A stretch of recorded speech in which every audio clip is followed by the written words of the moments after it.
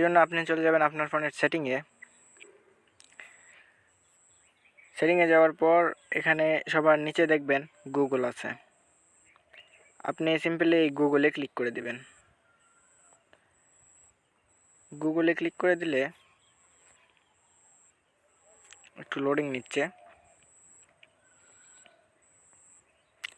এরকম একটি পেজে চলে আসবে।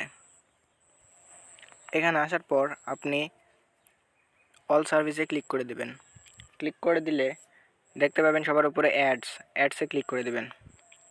একটু নিচে যাওয়া দেখবেন রিসেট অ্যাডভার্টাইজিং আইডি, এখানে ক্লিক করে দিবেন। দিয়ে আপনি রিসেট করে দিবেন। এর নিচে আপনি দেখতে পাবেন ডিলিট অ্যাডভার্টাইজিং আইডি, এখানে ক্লিক করে দিবেন। দিয়ে এটা ডিলিট করে দিবেন। তাহলে আপনার ফোনে যে অতিরিক্ত অ্যাডগুলো আসতো সেগুলো আর আসবে না।